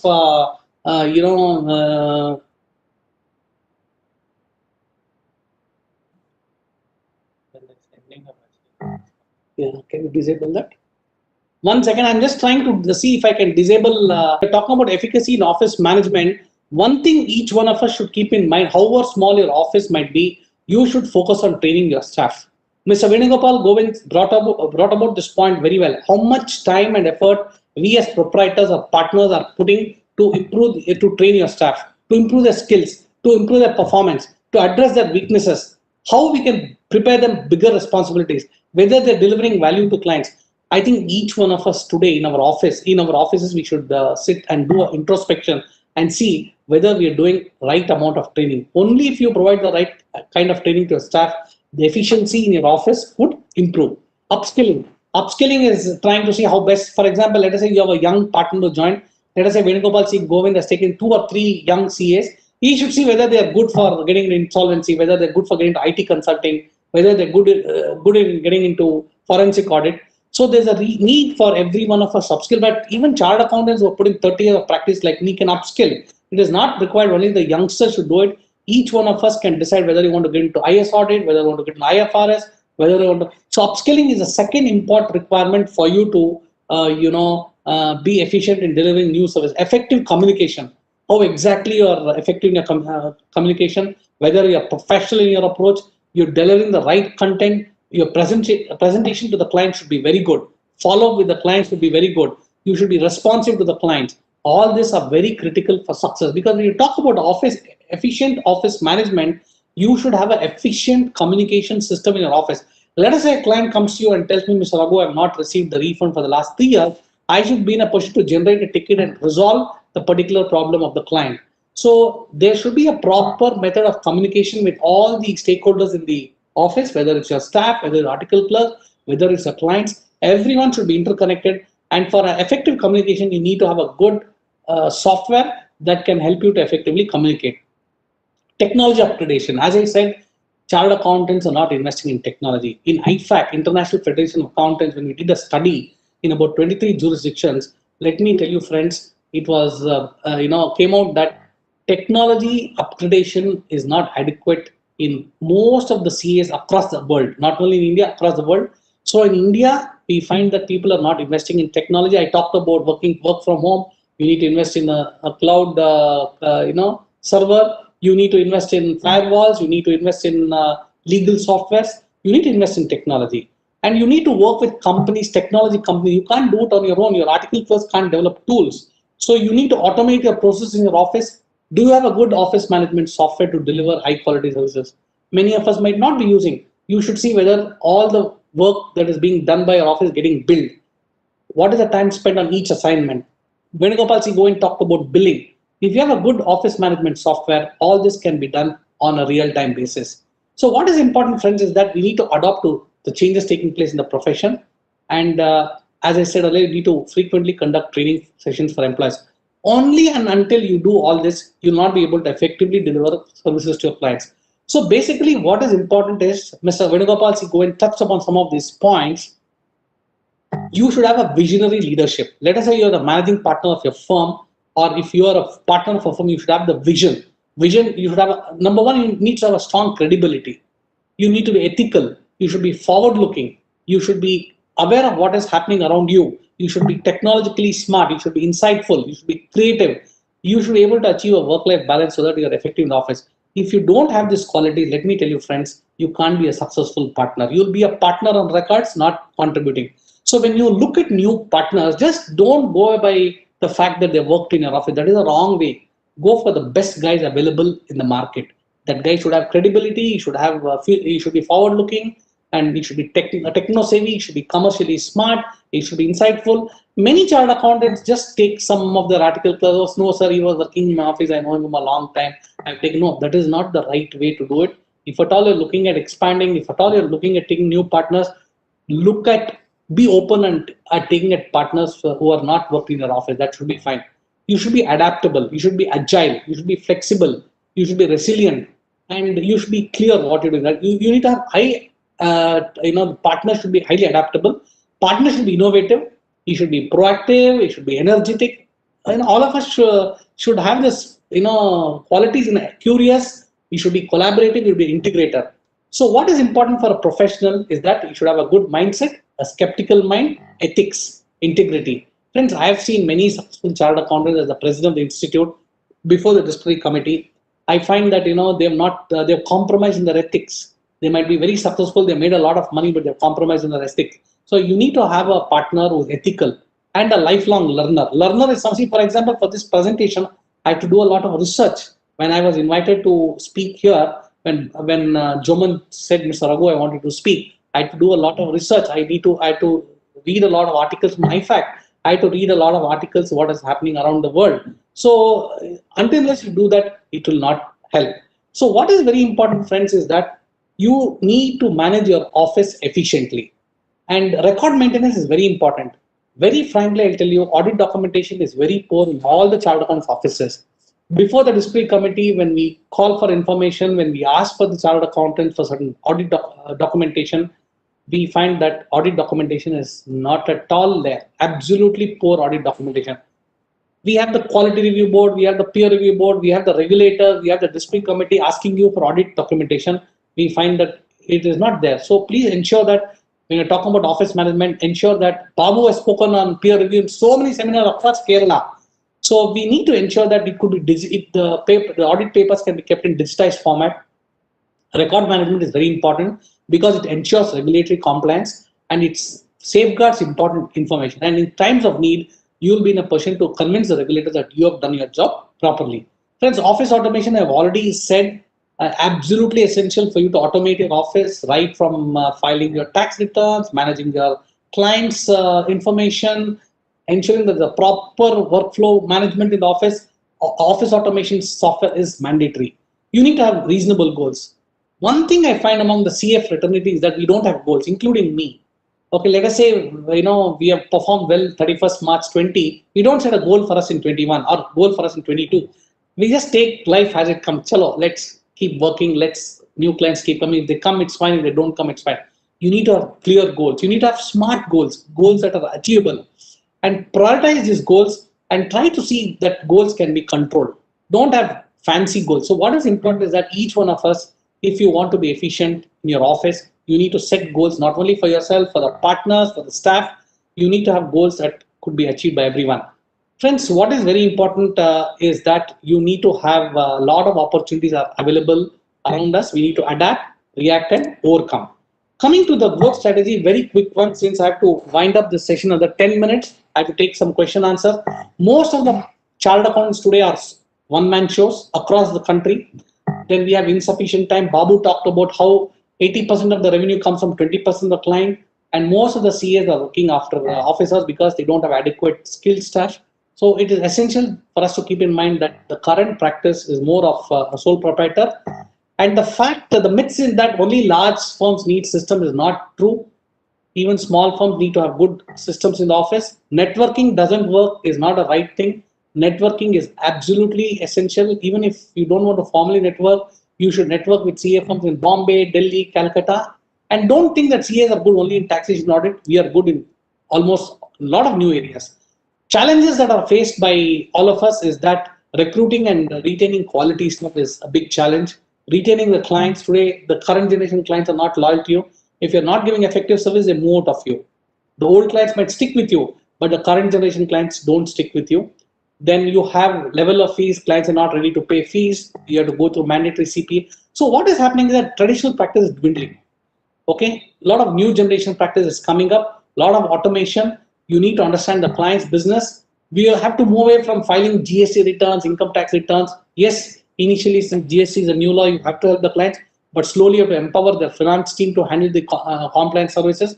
You need to move to value-added services like provide litigation services and GST. You should also bring about increasing clients' awareness. And what is happening is that you need to look at succession planning. Who will take care of your firm after your lifetime? And single window service is what everyone wants. All the services under one roof. They're looking at multi-location in Kottayam. They want to service Trichur, Cochin, all the places in Kerala. They want offices. And you should have the ability to service global organization. No big deal in servicing a client in Singapore or UK. you should be in a position to sort of see how best you're able to offer your services to global organizations.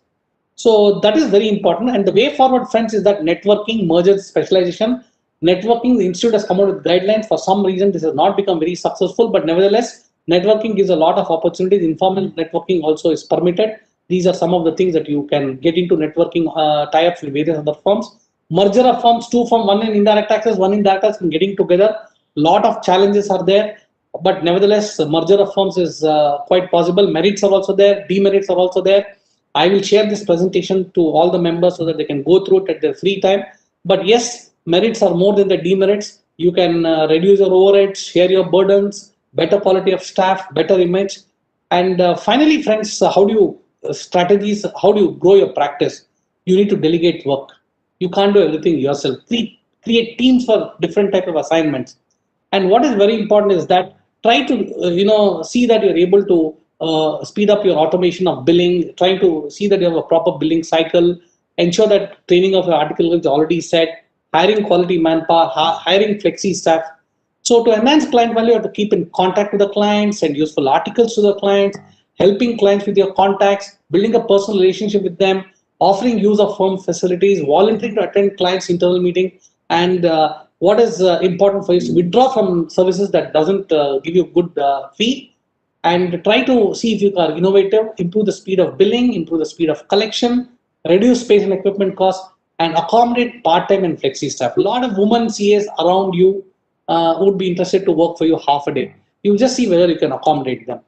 Finally, friends, I can only say that each one of us, whether you are a small practitioner, whether you're a medium practitioner, we should deliver outstanding service, very important. And we should provide maximum satisfaction to a client. A client should be very happy coming to you. And finally, yes, we all work for achieving financial success. Friends, if you keep all this in mind, it is possible for each one of us to be successful.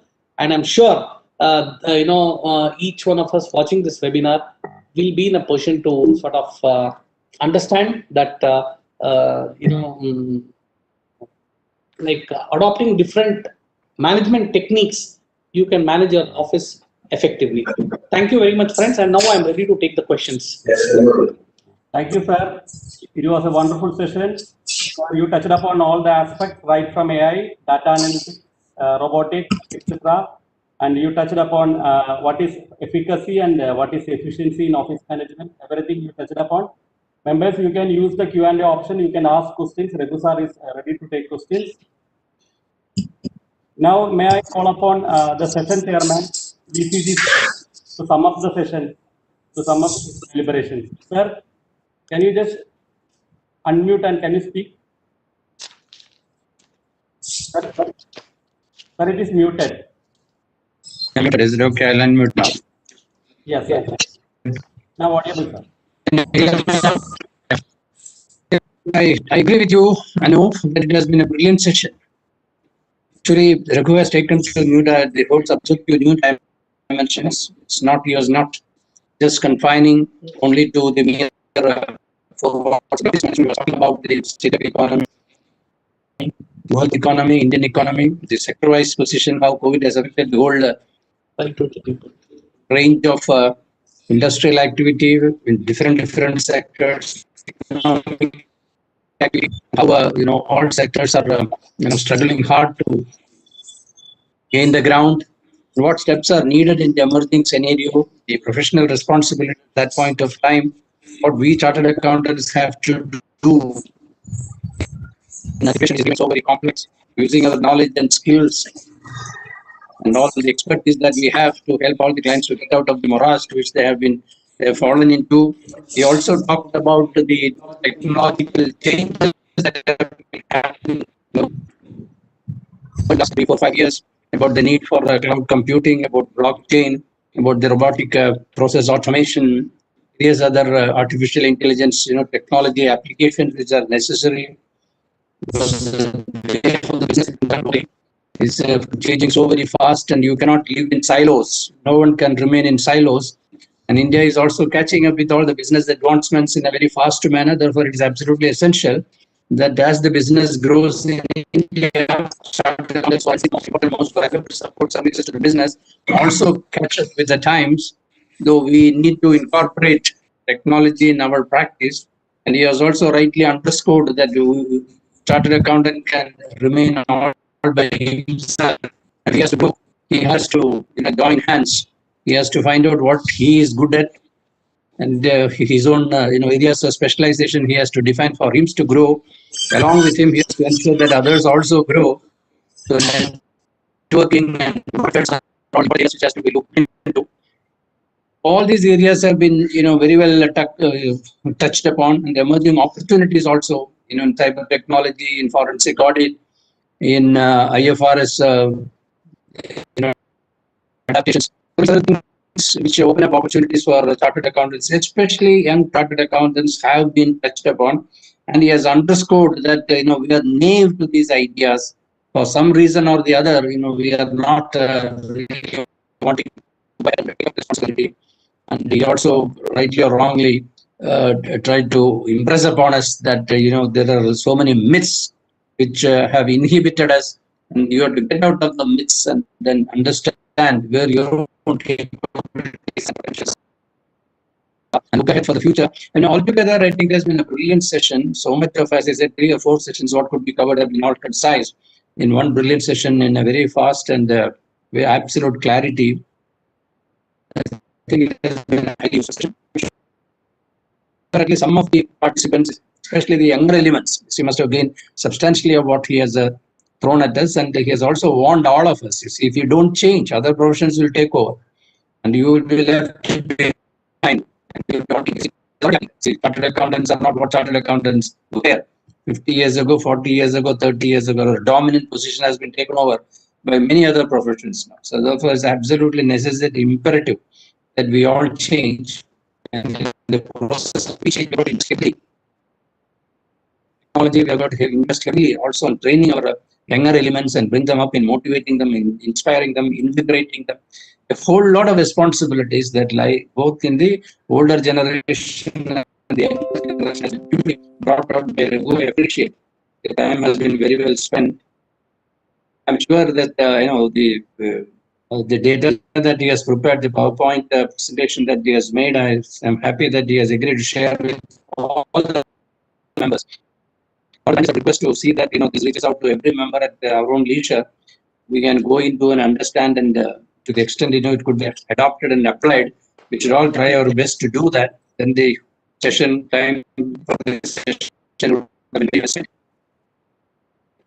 I think we'll now open the session for question answers. Maybe 10-15 minutes are available. So the chat box, if there are any questions in the chat box, someone in the office could coordinate, read out so that Raghu can answer them.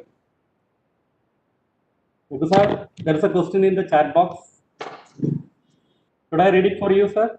Yeah, please. There have been a query raised by so many members with the deletion of undercutting of fees from ethics.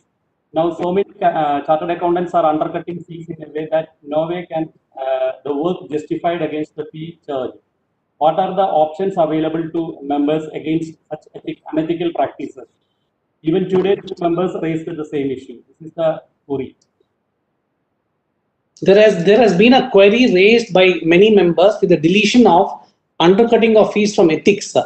Now, so many chartered accountants are undercutting fees in a way that no way can the work justified against the fees charge. What are the options available to the members against such unethical practice? Even today, 2 members raise the same concern. I think members are aware that a lot of changes have been brought about in the code of ethics. We have a new code that has been introduced, approved by the council, and according to this code, there are some of the changes have been deferred because of COVID. And as far as the undercutting of fees is concerned, this amendment was made earlier to the new code, wherein it is permitted that the chartered accountant, if he wants to quote a lower fee, is permitted. That's what the question is about. Am I right? Who is the person who has put this question? Who has a name? Sir, now it is raised by the chairman of the Kollam branch. Yeah. Okay. So, And then there were lots of discussions last time when we had okay, how to delete you yourself. Yeah. So I'd like to make the question clear. The question is that earlier we used to have a provision in the ethics that you should not undercut the fees that is being charged for a specific line. Now that provision has been scrapped. And right now what happens is when a client is being charged a certain amount of fees, some members or some who do the work, maybe because of their professional reasons, they undercut the fees by such a manner that it cannot be justified. The fees that they charge cannot be justified against the work that can be done. It might be they might be working alone, they might not be employing anyone else. Even then, that fees cannot be described as justifiable. And this is a concern that has been raised by so many members in the recent times. And Yes, it is clear. Your question is clear. I think your answer is basically raising the question whether it was right on the part of our institute to have amended the code of ethics at all by providing that members are permitted to.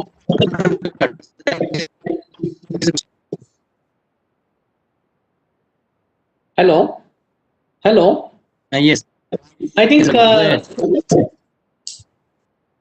as far as this question is concerned, the issue is undercutting of fees. I think undercutting of fees is one issue that has been debated in the council time and again. And the latest stand by the institute is that if for some reason a chartered accountant is undercutting fees, it is for the work that he's doing. If he's able to prove to the institute why he's quoting a low fee, that is fine. That is a stand the council has taken. I think there could be, you can debate on this issue. You can discuss for it or against it. Because earlier when undercutting was not permitted, there was a lot of issues where chartered accountants were finding it difficult. Once now undercutting, now that you can quote less than what the previous auditor has quoted, this is again creating some more issues. So this issue is something which is highly debatable, and I don't think there can be one solution for this. The fact is that now, according to the new code of conduct, it is possible for you to quote lower than what the previous auditor has charged. That is with reference to the cost levels. You have large firms sitting in Bangalore, and then maybe there's somebody else whose cost levels are less. So keeping that in mind, a lesser grade of fees is thought to be acceptable and not in the strict sense of undercutting. That seems to be the spirit of the amendment. I agree with you. Joman is right. But as I told you, this issue is highly debatable. Even in the council, when this came up for discussion, we had a segment of the members supporting it, a segment of the members not supporting it. There's a highly, as I said, is a very issue that you could take, sides on either side. But nevertheless, the stand of the council is that now, as Joman very rightly said, a firm in Bangalore, if you look at the costing of a firm in Bangalore or a firm in Cochin, definitely the cost would vary. So if you are able to justify that, yes, I am quoting less because my overheads are less, my cost of manpower is less, then it is fine. What is wrong when quoting something less than the previous auditor? Earlier, that there was a restriction. Let us say a big multinational accounting firm is carrying out the audit and they used to pay about 10 lakh rupees, and you are not in a position to quote something less than that because it was not permitted. But today, you can always take a stand that my costs are less than what the multinational accounting firm is. I'm able to do the same audit for 5 lakh. It's fine. The institute is permitting me to do that. So what is the problem? Good. And then the next one. Mr. Venugopal, sir, you would like to add something to this, sir? No. I would agree with the sentiments that this amendment is not very healthy for the profession. Because it is quite possible. Those whose fixed costs are minimal, the marginal cost may not be much higher. So someone may be able to get the work done at the marginal cost because it's fixed cost. Professional, his fixed cost would not have been already covered by the work that he has. So when he quotes for that, for him, the fixed cost may also have to be recovered. So I think the council may have relook at this provision. At the appropriate forum, I think we should try to raise that. You can also do that. Okay, we'll move to the next question. No, the next question is, how do you think ICAI can assist in technology development, especially to small and medium practitioners? The Institute of Chartered Accountants of India set up a new board known as the Digital Assurance Standards Board. Plus, we also have a lot of courses being launched by this Digital Accounting Standards Board on blockchain, on it's having course on artificial intelligence, it is having a course on robotic process automation. We're also having a plan to develop some softwares, like audit softwares that can be used by small and medium practitioners. We're also giving discounts to chartered accountants for investing in office management software, for buying tax filing softwares. So the institute is trying to see how best it can, at a central office level, try to provide some tools and products to the chartered accountants so that they could automate better. At one point of time, there was a tie-up with Microsoft where the legal version of the Microsoft software is given at a discounted cost. So the institute is constantly trying to speak to IT vendors, IT companies to see if more and more solutions can be offered to the members. The small and medium practitioners committee is giving out a lot of such support to the practicing chartered accountant. But only one thing, friends, is that expecting the institute to help you always is not a good idea. For some reason, let us say that the institute is slow. That does not mean you should wait for the institute to provide support to you. You should be able to do it yourself. That is what I said. You should invest in technology. Let us, you just analyze how much you have spent on technology in the last 10 years in office. You realize you hardly have spent anything. So one thing institute should support, institute is doing it. But in addition to this, there's so much of software available in the market. So much of solutions are available in the market. You should go for it, invest in it. Only then you'll be able to sort of, offer services to the new clients. See, for example, today, if you're looking at GST filing software or income tax software, so many options are available. Are you not investing in software? So I think expecting the institute to support is not a good idea, but yes, institute is doing. One more thing which I would like to keep in, all of you to keep in mind is that whenever you're configuring your office, today what is happening is you can have a management consultancy firm approved by the institute. You can take up some services that are approved by the institute. Whatever services you plan to carry out in the CA firm or in the management consultancy firm, everything should be within the code of conduct. Please ensure everything is very clear, whether you can do this, whether you cannot do that. Ensure that whatever services you plan to get into, whatever new verticals you want to get into, you try to do it within the framework of law, that is within the framework of the code of ethics. Thank you, sir. May I now invite CA Jomon K. George for his concluding remarks and also for giving away that e-memento to our speaker. Over to you, sir. Thank you, Anup. Respected Venugopalan sir and Regu sir, in respective roles as chairman, brilliantly coordinating with introductory remarks and a very meaningful roundup, Venugopalan sir has in his unique style done another session which is very eye-opening for us and has set the tone and roundup it so very well. And Regu sir, being the technology man that he is, and has done a presentation, taken only much lesser time, but not missing out on the key aspects that we should focus on. The new opportunities technology brings, or new tech opportunities that adversity brings. On top of that, how we should manage the offices using technology, increasing profitability, enhancing the client experience. All that has been really, so it served the purpose more than expected. So thank you very much, Venugopalan sir, for the wonderful patronage that you have given to the program, and to all of us for personally, my guru. Always run up to him for a pat on the back, sometimes a knock on the head. Sometimes we say, Jomo, you're putting on weight, so take care of your health. And sometimes a pat on the back, happy to know that you're doing well. So that is that keeps me going personally, and for all of us here for that matter. What Shilpa said was right. She was embarking on an adventure of introducing a legend in 3 minutes. How could that be done? But you did that well, Shilpa. So thank you, Venugopalan sir, for that, all that you are and you have been doing for the profession, every one of us. So the office will now give you a virtual memento, which I'll deliver home personally, or me and Roy sir will come and deliver personally. So office can play the memento on screen. Thank you. That is the memento. That is of Regu sir. VC sir and office. Try once again. Good. Thank you very much, Joman, for the wonderful memento. He'll come again, sir. Office. Yeah, No, Manoj sir. I remember very well. Whenever I come to Kerala, I not only get a memento, I get a packet of cashew nuts also. That also will come your way, sir. Thank you. Very good, very good. That Roy sir will take care of. Roy sir will take care of. So, office, there is some bit of a confusion. Let's see.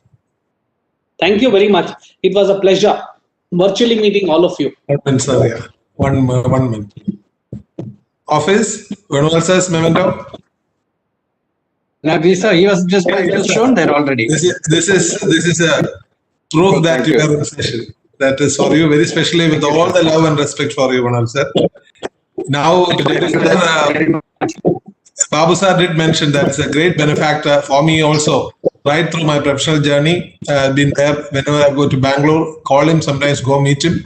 Last 3 years, my daughter and sir's son, they were studying together in St. Joseph's, both finished their BCom.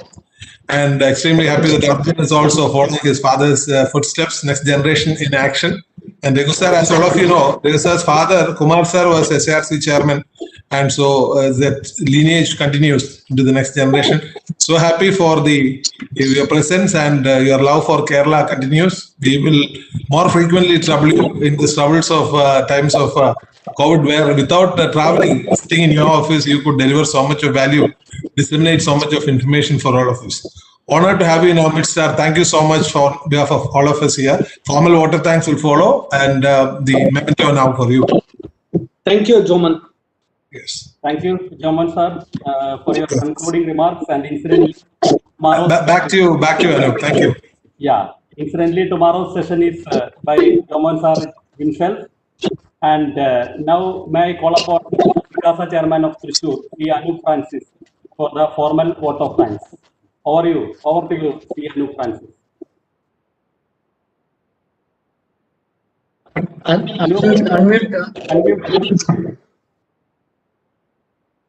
Unmute yourself. Hello, am I audible? Yeah, okay. Yeah, you're audible. Thank you. Honorable Chairman of the session and our respected speaker and other dignitaries of the profession, it's my privilege to have been asked to propose a vote of thanks on this occasion. We are on the 7th day of the conference and it went very well so far. And we, as the committee members of all the 9 branches, we hope that it's adding so much value to the profession and to the members. Let me start my duty of proposing the thanks. First of all, I would like to thank our session chairman, respected CA Venugopal sir. The 3 golden letters motivate all the CAs from Kerala, BCG. And even though there were some technical issues during the session, we are very happy to hear you, sir. On behalf of the Navaratna branches and the whole CA fraternity, thank you very much for your participation and meaningful message. Next, a big thank you to our eminent speaker of the session, respected CA Regu sir, past president of ICAI, for his excellent coverage on the topic efficacy and efficiency in office management. As he said, we have to improve a lot, and the improvement should be based on the technical support and based on the factors he determined. And as a young chartered accountant, I feel I had to be more updated on the technology part, and I have to find out which all the possibilities I can dig upon and enrich my profession. Thank you very much, sir, for the wonderful presentation. Our own beloved Central Council member and the conference chairman, CA Babu Abraham Kalivali, sir, his valuable support for all the branches and to the council. You are really amazing, sir. Thank you very much for all your support. Our past Central Council member and past SARC chairman and our own branch member, CA Jose Potakaran, sir, even though we could not see him online on the video, but his words were really inspiring. We should say you, sir, you are such a role model to all of us and motivator to all the members in Kerala. Thank you very much, sir. Our immediate past chairman of SARC and the conference convener, CA